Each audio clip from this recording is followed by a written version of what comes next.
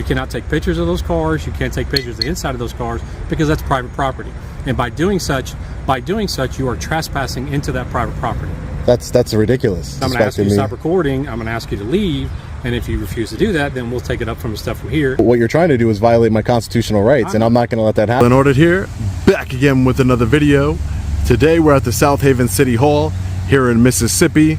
We are here today to peacefully exercise our First Amendment right to film in public and publicly accessible areas, to promote transparency and accountability within our government, and to ensure that our public servants respect our rights and treat us with respect. Let's get into it. Hey, how are you? Good, how are you? Pretty well. I'm looking to do an open records request for the city. Do what? An open records request for public information. Public record. Yeah. Okay, you're gonna go down this hallway here, down the steps, second door on the right. It's the city clerk. All right. Thank you. Appreciate it.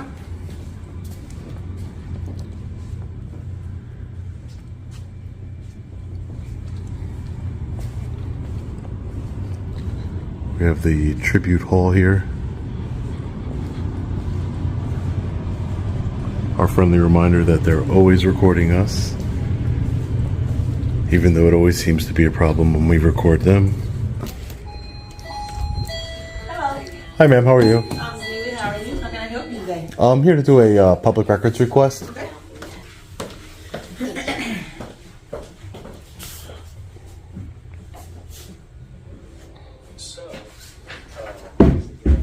The clipboard. Thank you so much. You're welcome.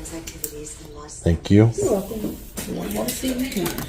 Just want to get some cards too. That's fine. This is me. And this is the boss. This is the city clerk. And then the others are just Okay. whoever you want anybody else's. Thanks, Ashley. Yes, sir. You're very welcome. Let me know if you have any questions on the application. Just try to be specific as possible, okay? Okay, great. So here is the City of Southaven Public Records Request form. Ashley was kind enough to give us her boss's, Andrea's, work card as well as hers. Let's fill this out. So it's just the first, last name, title, and salary of all city employees for the City of Southaven. Okay, yes, sir. Okay. All right, so we have up to 7 business days to fill a public record request. We'll contact you once the request has been filled, and it's $20 for the $21 for the public record request. I think they've added an additional dollar for filing purposes, which I can pull that. I want to say I got a copy of it. There's a reason why it went up that dollar.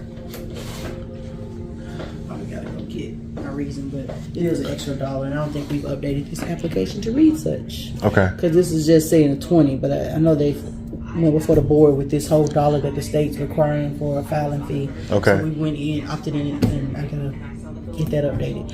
But $20, 25 cents a page, and then there's a dollar for a filing fee. But I'll contact you with the amount total once I get done, because I don't know how lengthy it'll be. Even if you wanted to email, I think it's per. I have to verify. Okay. Sometimes it's per sheet, you know. Okay. If we have to still. Yeah, it's strange. Usually when I do a public records request, and if it's emailed and there's no kind of cost required, you know, because it's just being emailed, you know, it's not really costing you anything. That's true. Because on here, because of it says CD digital, but there's another now. Yeah. This is older. Some of the verbiage is older. I think they do charge for emails as well. But I will verify. Alyssa, And just get back to me, yeah. Yeah, because Alyssa is usually over public records, so she's more savvy than I am. But sometimes when she's out, I'm the backup to it. Okay. That's why I know about that dollar, because I saw it come through my email. Okay. And we need to update this form. So, I'll get back with you. So we usually have 7 business days. Today's is the 20th. So the 28th is our deadline. Okay. Thank you, Ashley. I appreciate You are very welcome. Appreciate your time today. Yes, sir. You have a great rest of the day. You too. All right, guys. Ashley was very nice. Let's take a look around the building here in the publicly accessible parts. Have a great day, guys. This is one of those encounters where the real story is not just what happens when the police show up. It's what happens before they ever get involved.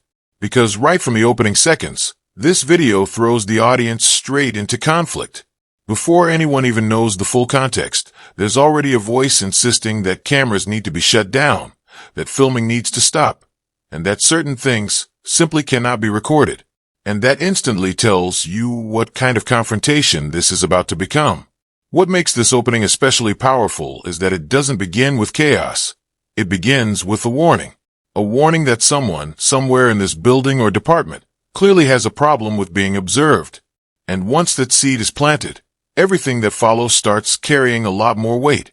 The auditor then enters Southaven City Hall and calmly lays out his purpose. There's no shouting, no theatrics, no disorder. He explains that he's there to peacefully exercise his rights, film in public, and request public records. All things that, on paper, should be completely routine. And at first, that's exactly what happens. Staff members point him in the right direction. The deputy city clerk is polite, respectful, and professional, and the records request process moves forward without any major issue. That part matters more than it may seem, because it quietly destroys the usual excuse that cameras automatically create problems. Here, the camera is present the entire time, and nothing goes wrong. No disruption, no hostility, no emergency, just a citizen documenting public business in a public building. And that is exactly why this first segment is so important. It creates the contrast that drives the rest of the video. On one side, you have city staff who seem perfectly capable of doing their jobs without panicking over a camera. On the other side, just across the street, sits the police department. And once the auditor leaves City Hall and heads toward that parking lot, the atmosphere changes immediately. The calm gives way to anticipation. The viewer already knows the teaser at the beginning wasn't random. Something is coming. The question is no longer if the confrontation will happen. It's how fast it will happen once police decide they don't like what they're seeing. That's where the tension really begins. Hi, how are you? Okay, I'm okay, thank you. You too. All right, guys, so we're at the Southaven Police Department, right across the street from the Southaven City Hall, where we had a pleasant experience just now. So let's hope we have the same experience here. Let's take a look around the publicly accessible areas of the parking lot, and then we'll go inside. So far, so good. No issues. This is the moment the tone of the entire video shifts. Up until now, the audit has been calm, controlled, and almost uneventful. But the second the cameraman steps onto police department property that is still publicly accessible, the atmosphere tightens instantly. You can almost feel it. The patience that existed across the street at City Hall is suddenly replaced by suspicion, scrutiny, and that familiar law enforcement instinct to start asking questions first and respecting rights later. The officers approach with what sounds, on the surface, like a standard inquiry. They say they've received a call. They say he's been walking around taking photos of cars, tags, and vehicles in the lot. And right away, the framing begins.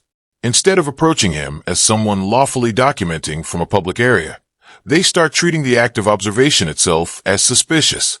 That's a critical shift, because once police label normal conduct as suspicious, they often try to use that label as a gateway into control. And that's exactly what starts happening here. The questioning quickly moves beyond "what are you doing?" and into "who are you?" Then into "where are you from?"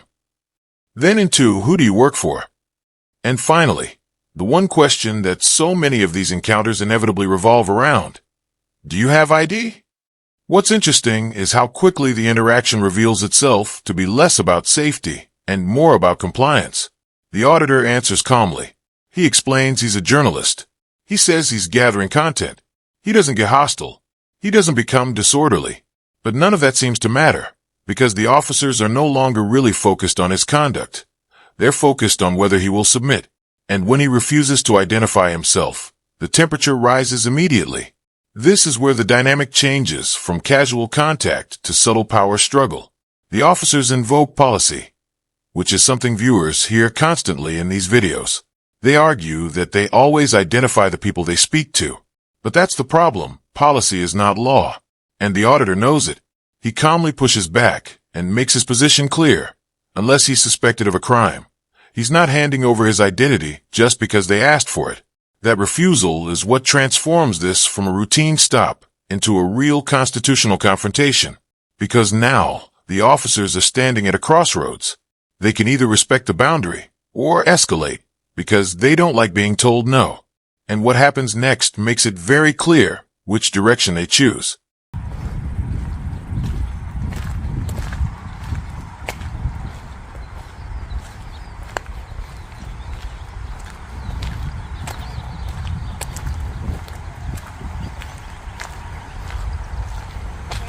Hey, how are you?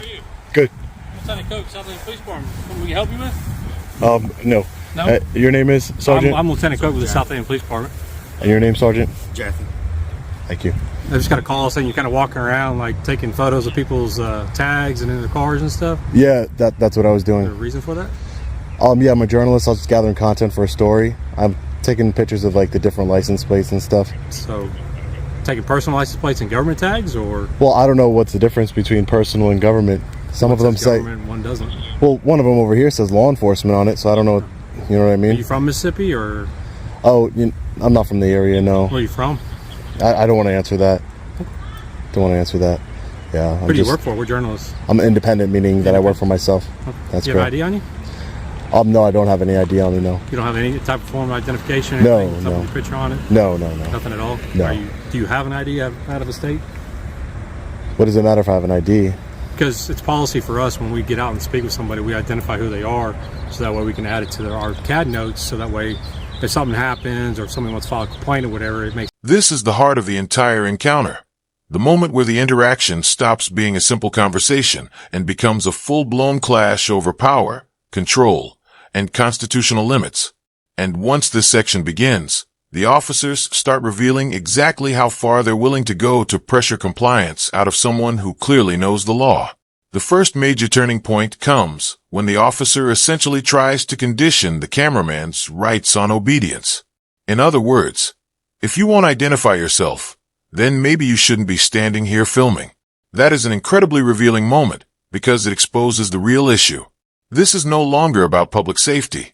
It's no longer about clarifying why he's there. It's about leverage. The officer wants cooperation, and because he's not getting it voluntarily, he begins looking for a way to make noncompliance costly. That's when the conversation becomes truly absurd. The officer attempts to argue that refusing to provide identification somehow turns into disobeying a lawful order. And from there, the logic gets even shakier. He starts laying out bizarre restrictions about what the cameraman can and cannot film in the parking lot, claiming that certain personal vehicles are somehow off limits even though they're sitting in plain public view. And then comes the line that changes everything. The suggestion that taking pictures of vehicles visible from a public area could amount to trespassing into private property. That is the kind of statement that instantly makes viewers stop and lean in. Because it's not just questionable, it's wildly revealing. It shows either a serious misunderstanding of basic legal principles or an attempt to bluff someone into backing down. Either way, it becomes the defining moment of the confrontation. The auditor doesn't fold. Instead, he counters directly with the plain view doctrine, the same common sense principle police themselves rely on every single day when they look through car windows, during traffic stops. And that's what makes this exchange so compelling. It's not just resistance for the sake of resistance. It's a direct exposure of the double standard. Police can observe. Police can inspect. Police can look into vehicles from public space. But the second a citizen does the exact same thing with a camera, suddenly it becomes suspicious, inappropriate, or even trespassing. That contradiction is the real story of this segment. By the time this part ends, the officers have lost control of the legal argument, and the viewer can clearly see what this encounter has become. Not a lawful investigation, but a failed attempt to bully someone into surrendering rights he never had to give up in the first place. It's easier for our bosses to know who we got and spoke with. Yeah, Lieutenant, I do have an ID. Okay. I don't have it on me, and I don't make it a habit. It's my policy not to identify myself. Okay. So you're not gonna give your name to the bird fast? Unless I committed a crime, no. Or Well, it's you not necessarily you suspect me. committed a crime. Again, it's whenever we make contact with the public, Mm-hmm. we usually, well, I say usually, we always we always get a name, date of birth, some sort of identification for them, whether it be via citation if they've made a traffic stop, or they call us out there, or we get a call from, say, City Hall. Yeah. Says, hey, somebody's walking around out here looking suspicious, taking photos of people's cars, of their license plates, and that kind of stuff. Yeah. Right. No, and I understand your policy completely. Right. So that and, policy is, I'm going to ask you for your identification. So Yeah. if And- you don't have it on you, I need to get your name, date of birth then. my policy is I don't identify myself unless you Then I'm going to ask you suspected to me. stop recording. I'm going to ask you to leave. And if you refuse to do that, then we'll take it up from the stuff from here. And why would you stop me from recording? Because there's no need for you to be out here. Then you're on. So you're saying because I want I'm asking you to leave. Is what I'm asking you. Because I want to identify myself to you. You're saying that I cannot engage in my constitutionally protected activity. That's what you're saying. Well, no, I'm asking you to leave. Is what I'm asking you. But I have every right to be here. No. Well, I have every right to ask you for your ID, but you don't want to give me that. So it's tit for tat. But it's not a tit for tat. Okay. That's not very professional of you. What was your name? That's not very professional, sir. What was your name? Sir, I told you my policy is I don't. Okay, where's your name? Sir, I don't give my ID unless you suspect me of committing a crime, sir. All right, you can have a good day. Well, the crime would be I'm asking you for something which is a lawful order, and you're failing to obey that law. No, you need reasonable articulable suspicion of a crime that I'm committing or I'm about to commit in order to demand. You just did by not giving me the information that I asked for. That's not true. Okay, I know who he is. He's one of these. Just because I know the law, you know who I am. Leave. All right. Well, please. One thing, if you want to look at the cars that are identifiably marked as police department. So by all means, this Camry over here says law enforcement. Is that? That's actually a personal tag. So why does it say? Why would they do that? Preferential treatment. Mississippi has law enforcement tags that actually sponsor law enforcement activities, i.e., the benevolence fund. So when a cop gets killed, their family has money that's given to them to help support them because they lost the income for. I can respect that. Yeah, that's what that tag's for. Okay. The only cars that you're going to be allowed to look at out in this lot are ones that are clearly marked as Southaven Police Department or have a government tag, like on my own marked unit that has a government tag. Outside of that, you cannot take pictures of those cars. You can't take pictures of the inside of those cars because that's private property. And by doing such, you are trespassing into that private property. That's ridiculous. Okay, I'm just telling you that's how it's going to work. You can't trespass the eyes, and at the end of the day, if it's in public, I could see it. If you went up on a traffic stop and you're looking in somebody's, it's the plain. I'm telling you right now, it's the plain view doctrine. It's the plain view doctrine, correct? If you could see it, are you trespassing into? What is your reasonable suspicion to be out here to look at that car? Are you when you're on a traffic stop, Lieutenant? Please, I'll let you talk. Can you let me talk? When you're at a traffic stop and you're looking in somebody's car with your flashlight, do you have any reasonable suspicion or anything? No, because it's called the plain view doctrine. Right. Anything you can see from public. Right. That's it. And if you see a drugs or a gun or a firearm from plain view, what's the difference between you and me? Nothing really. Is it not? Because I have this on here. Yeah. And it's also a safety badge for me when I'm looking at that car, whether or not somebody's hiding in that back seat with a gun or an RPG or something to do something to me. Yeah, you, on the other hand, have openly admitted you are a journalist out there getting B footage for something, but you're also doing that not on government property, not on government vehicles, but on personal vehicles. But they're in public. They're in public. But we have reasonable suspicion. So you're going to go to Walmart and do the same thing? Are you going to Walmart and do the same thing? Well, Walmart would be private property, so this is public property, sir. That's the difference. Okay. This is public property. Well, I'm asking you not to look. I understand what you're asking me, sir. I understand. Every vehicle out here is for an officer. I understand that. Some of these are public cars, the people that are up here that are filing complaints, legit complaints, that have emergencies or talking to us because something happened to them that involves law enforcement needing to be there. So now you're taking a photo of a car that may belong to somebody that doesn't have anything to do with law enforcement outside of the contact that needs to be made with them. You guys run plates all day. Anybody who's parked in the right to do that. If I'm in Walmart, giving your example, if I'm in Walmart and I'm going inside of Walmart, I can see the plates from anywhere I can. Sir, I think you're being unreasonable. I'm not. I'm being very reasonable. I'm being very reasonable. What you're trying to do is violate my constitutional rights, and I'm not going to let that happen here today. There's no violation going here. Okay, and great. I'd like to know what you got a card so I can see what website you're going to post this to so I can watch it later. No, you'll find it. I guarantee you. You'll be very much aware of where it's being posted to. Okay. Okay. All right. Have a good day. You guys can have a great day now. Thanks. Thank you. You took an oath to uphold the Constitution. You should take that seriously. I'm one of those guys. One of those guys who knows the law. Do you see how they try and make it seem? How they try and make it seem that they can demand ID whenever they want. And to somebody who doesn't know their rights, and this is exactly why I make these kinds of videos, for somebody who doesn't know their rights, they would have, honestly, been intimidated by the lieutenant and the sergeant here, and they would have handed over their identification because it's a lawful order. Wrong. It's not a lawful order.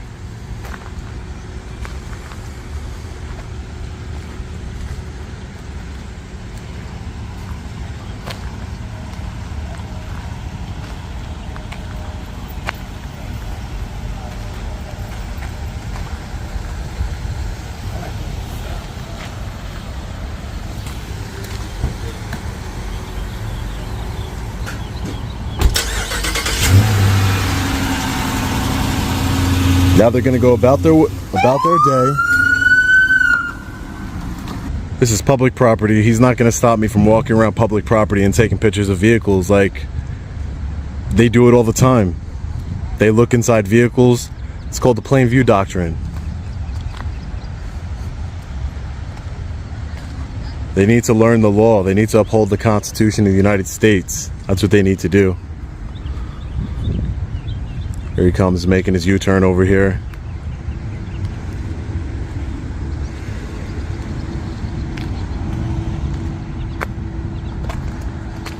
Yeah, you have a nice day, Lieutenant. Alright guys, so we're just getting out of the Southaven Police Department and the Southaven City Hall across the street here in Mississippi. So as far as the City Hall goes, they did an excellent job. The police officers stationed inside did not question my camera or my recording, which is a good thing. They just pointed me in the right direction and did not seem to care that I was exercising a constitutional right. As far as the Deputy City Clerk Ashley, she did an amazing job. She was very cordial, helped me with my request, was very pleasant to deal with, and set a good example for her city. And I commend her for that. Now, as far as the lieutenant and the sergeant who confronted me right outside the parking lot here, shame on them. They were both tyrants, ignorant of the law. Not only did they have this false perception that if I do not give over my driver's license or my name and date of birth, that they can restrict a constitutionally protected activity. Completely ridiculous. Completely. How can you restrict a constitutionally protected activity just because I didn't bow to your needs? I only give over my name and date of birth or my driver's license if they suspect me of committing a crime. And they did not suspect me of committing any crime. They tried to say that it was suspicious. We all know suspicion is not a crime. They said I was looking inside of personal vehicles. Isn't that what they do for a living? Isn't that what they do all day? Have you ever been pulled over and the police officer shines his light in your car looking throughout it? They said I needed probable cause and that I would be trespassing on private property by looking inside of people's vehicles. That's what they do for a living. And they use the plain view doctrine to support that, which obviously they've never heard of. Completely ridiculous behavior here. Once I started feeding them the law and educating them on our constitutional rights and the laws here in Mississippi, they figured out who I was. They were like, oh, I've seen this guy before. They didn't want to mess with me any longer, and they ended up leaving, doing the drive off of shame. But the reason why these videos are so important is because what if somebody didn't know the law? What if they weren't as confident in their constitutional rights? They would have believed the BS that a lieutenant and a sergeant, both supervisors, were spewing out. That's ridiculous. Trespassing on private property by looking inside of a car? That's ridiculous. Stopping and interfering with a constitutionally protected activity because I will not bow down to your unlawful request and provide you my name and date of birth? Who do they think they are? Hopefully they get a good education here today and they learn something. And let's see what the court of public opinion has to say about their actions. So let me know what you guys think about this one in the comment section below. As always, stay safe. God bless. I'll see you in the next video. Long Island Audit. This final segment is where the confrontation stops being just an argument in a parking lot and becomes something bigger. A full breakdown of how easily rights can be chipped away when the person being confronted doesn't know the law. Because once the officers realize they're not going to get the submission they were hoping for, the energy changes. The pressure fades, the authority posture weakens, and what's left behind is the aftermath. And that aftermath says a lot. The cameraman immediately begins unpacking what just happened. And in many ways, this is where the video becomes most valuable. Because now the emotional tension gives way to legal clarity. He points out exactly what the officers tried to do. Condition a constitutionally protected activity on compliance with an unlawful request. That is the central issue here. Not whether the officers like being recorded. Not whether they were annoyed by someone photographing vehicles. But whether they could use discomfort, pressure, and misinformation to turn a right into a privilege. And for a moment, you can see that they almost expected it to work. What makes this section especially effective is the comparison he draws between the two worlds he just walked through. Inside City Hall, staff members handled themselves with professionalism and respect. Across the street, two police supervisors escalated a perfectly lawful situation into a confrontation over ID, suspicious behavior, and imaginary trespassing theories. That contrast is devastating, because it strips away the excuse that this was somehow unavoidable. It wasn't. Then comes the educational payoff. He explains the plain view doctrine, the lack of any lawful basis to force identification, and the dangerous mindset behind trying to restrict filming just because someone refused to bow to authority. And that's what gives this ending real weight, because the audience is no longer just watching one man stand his ground. They're being shown exactly how these encounters work. If the person behind the camera had been less informed, less confident, or more intimidated, this could have gone very differently. That is the real tension that lingers after the officers leave. Not just what happened here, but how often this probably works on people who don't know any better. And that's why the ending lands so strongly. The confrontation may be over, but the message is clear. Rights only survive when people are willing to recognize them, assert them, and refuse to surrender them just because authority finds them inconvenient.